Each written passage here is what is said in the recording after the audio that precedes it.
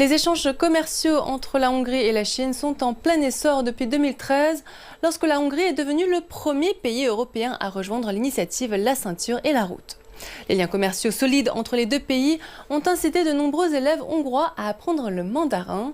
Et c'est d'ailleurs à Budapest que se trouve la première école bilingue chinoise d'Europe centrale et orientale. Des décorations au salon de thé spécial de l'école, bien que cette école se trouve à des milliers de kilomètres de la Chine, on pourrait la confondre avec n'importe quelle école de Chine. Ici, les jeunes apprennent à parler le mandarin et certains diplômés poursuivent leurs études en Chine. Je n'y croyais pas, je n'y crois toujours pas parce que cette université est l'une des meilleures au monde. Je pense que je réaliserai que j'étudie réellement à l'université de Pékin lorsque j'arriverai à Beijing. Située à seulement 15 minutes du centre de la capitale hongroise, cette école de Budapest est unique.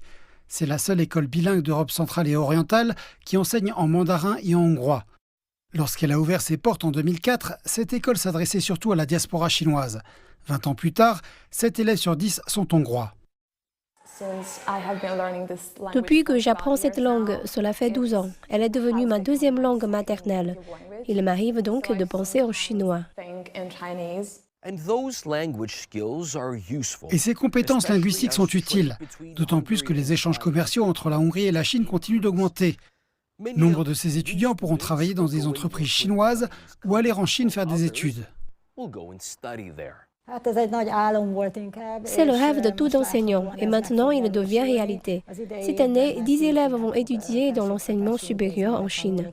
J'espère qu'ils réussiront et que les compétences linguistiques qu'ils ont acquises au fil des années ici les aideront à décrocher de bons postes en Chine ou des emplois nécessitant le chinois. Il y a plus de 10 ans, la Hongrie a été le premier pays de l'UE à signer un protocole d'accord, rejoignant ainsi le vaste programme d'infrastructure de la Chine qu'est l'initiative La Ceinture et la Route. Cette initiative a donné naissance à des projets tels que le chemin de fer reliant Budapest à Belgrade.